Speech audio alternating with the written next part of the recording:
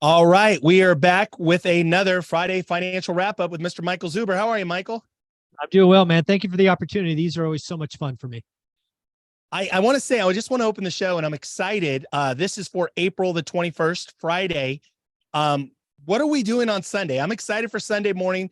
Tell the viewer what we're doing on Sunday morning. Super excited for Yeah. it. Yeah. So Sunday we're getting an opportunity to I get to dip into my Rolodex and select different experts. And then I get to merge it with the one rental at a time family. And we're going to talk about work investors working with real estate agents. We're going to talk about real estate agents stepping up their game because again, transactions are down. They should be owning real estate. So quite frankly, Sunday we're going to change people's lives. And I'm going to do this by picking three rock stars. One is Beth Traverso, a top 1% agent in the country. If you're in real estate, you want to talk to her. She also has an amazing story starting out house hacking while she was essentially waitressing. She's also an investor, seller financing, creative financing.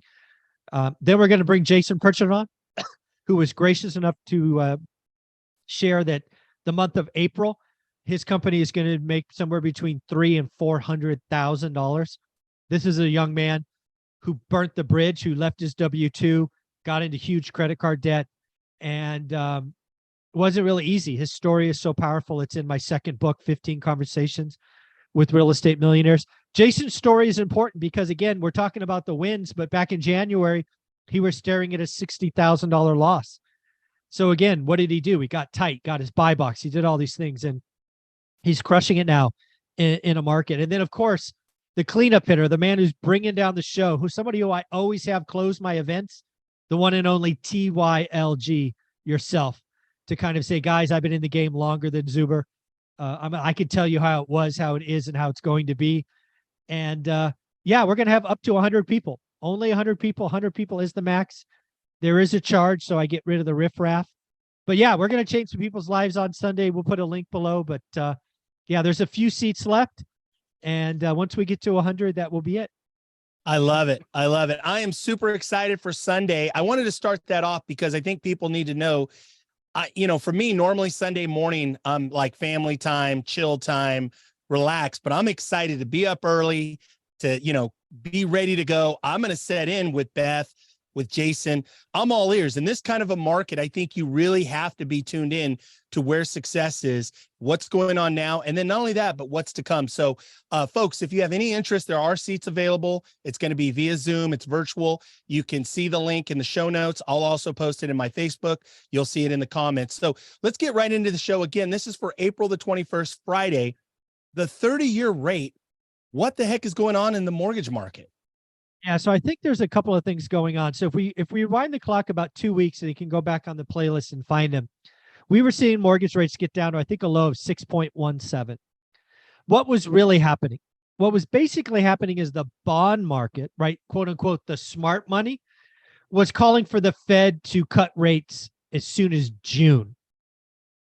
And, at one time having 4 rate cuts, then 3 rate cuts. What's happened over the last couple of weeks is the bond market is like, you know what?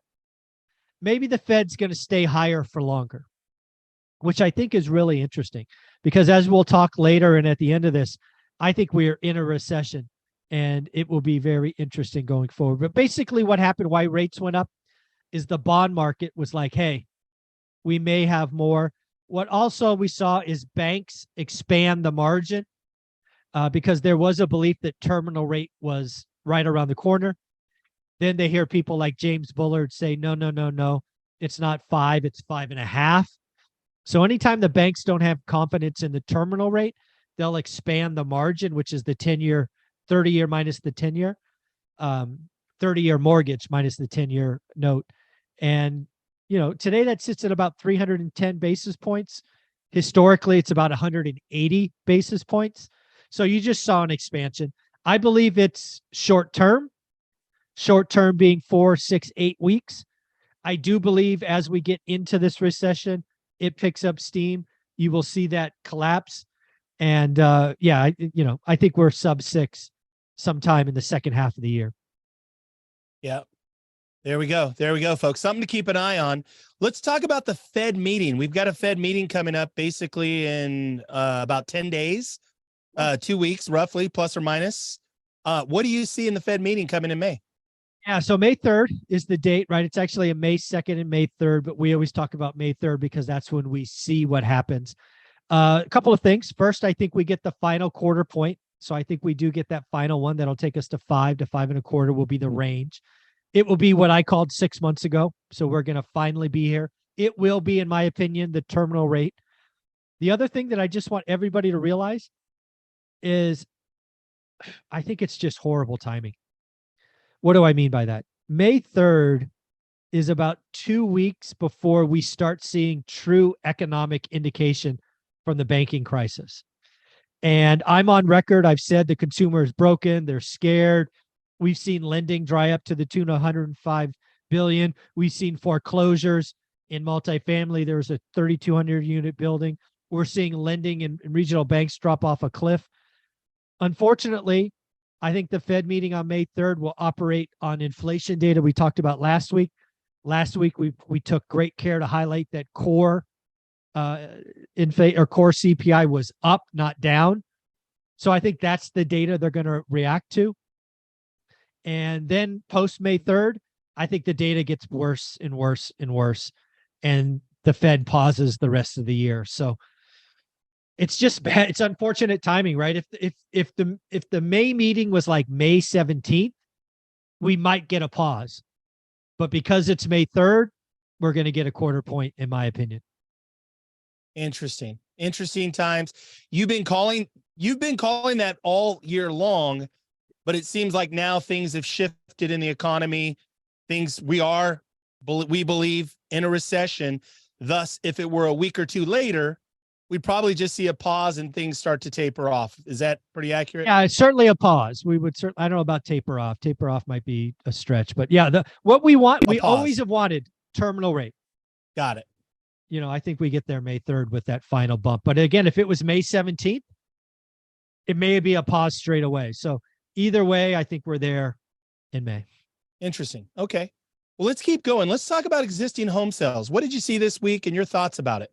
Yeah, so let's remind people what the numbers were. Last month, existing home sales spiked to 4.58. They were up like 15% month on month, a crazy expansion. Yeah. But as you know, as you've followed this channel, what happened? We had inventory left over from December and January when it was cold and the market was frozen. Expectations, the experts said we were going to do 4.5. I said there's no chance in heck we do that. I think we're going to do far closer to 4.37. And the numbers came out today at 4.44. So we were less than expectations, not quite as low as I thought, but we're clearly seeing luxury is cold. Below the median is on fire. We're seeing days on market collapse in one market. We're seeing bidding wars. I mean, folks, you tell us, if you're shopping for a first-time home or investment home, bidding wars, offer review dates, waiving inspections, acceleration, they're all back. It's wild to think about. Yeah, it's interesting that for a lot of people, based on that little uptick, a lot of people, like realtors specifically, thought, hey, we're through the woods. This is over. Okay. Everything, the switch just got turned back on, but it was really not completely accurate. We're still going to be in a tight inventory year. Is that what you see going forward? Yeah, I don't see us doing over. I mean, I called the bottom at 4.02. It actually bottomed at 4 million. So I was off by 20,000. But yeah, we're going to be between 4 and 4.5 all year. There's just no inventory coming. New listings are down 27 to 32%, depending on who you look at. There's interest rate lock-in, that Fortune article I was a part of. It's just not coming. The spring selling bump is not coming. Very interesting times, weird times, as we've talked about. Let's talk about layoffs. What did you see this week on layoffs and your thoughts there? Yeah, layoffs are just picking up. They're coming. They're not only hitting big tech now, they're hitting other areas. Big tech's having round 2, round 3. This is just what happens, right? The business cycle has its ups and downs, and we're at the end of a business cycle, and the pain is just starting. There will be more layoffs. You will see unemployment go up. It's just where we are, and I know. I've been there. I've been an individual contributor that was scared for his job. I've been a manager or an executive that had to make these hard calls. It's not a fun time. The water cooler talk. It's just, I get it. It's part of it. It's rough. It is a rough time for sure, especially if you're laid off. And it's interesting. You've been talking about this coming for at least 90 plus days. Feels like more than that, probably the last 4 or 5 months. All of a sudden now I'm actually talking to friends who were tech that are laid off, that are at home. And not only that, when they were initially at home, they were okay. It's not a problem. But now I see where now people are going, wait a minute, how long is this going to last? So it's an interesting time for sure. Yeah. Let's transition. Let's talk about recession. What do you see there with the recession? Your thoughts on that? What do you see, especially this week and as we're getting closer to the end of the month? We're in the first trimester of the year. What do you see with recession and what do you see playing out there? Yeah, I'm on record saying the recession will be called Q2, which is the quarter we're in, right? April is the first month of Q2. We're starting to see some pretty weak numbers. Philly Fed came out on Thursday. It was supposed to be -19. It was -33. The numbers don't matter. What should matter to the audience is it was worse than expected. Weekly unemployment claims is up and exceeding expectations. For the longest time, it was below expectations. It's just retail sales were down. It's just yucky. And this is what happens. And this is what this is what I've seen.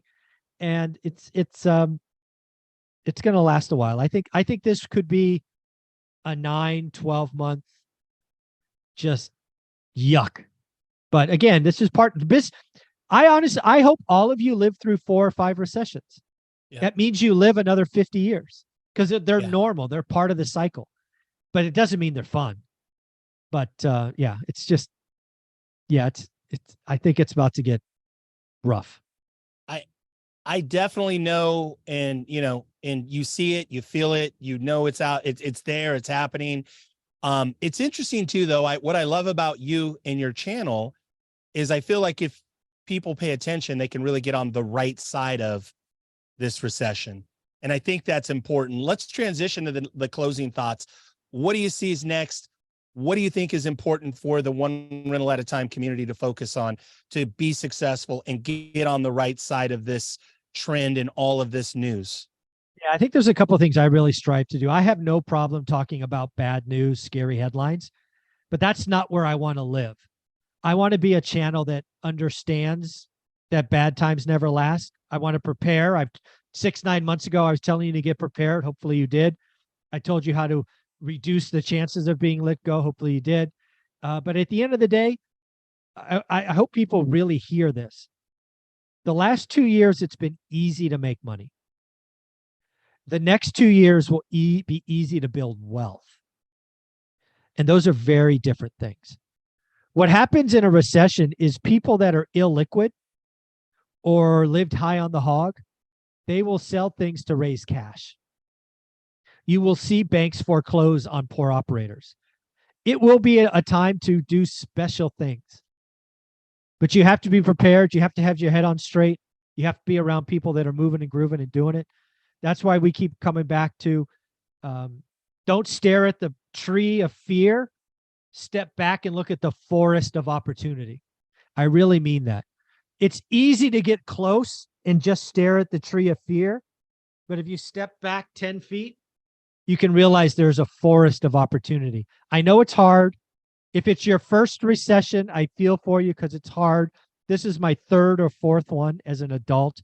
They do get easier, and I'm ready to rock and roll this time, and I've been clear on my channel what that means. But yeah, I think the next 2 years is going to be a great opportunity to build wealth. I just do. I love it, folks. The opportunity, the forest of opportunity, not the tree of fear, but the forest of opportunity. A great time to build wealth. I've never heard it said quite that way. So I love that, Michael. Michael, thank you for all that you do.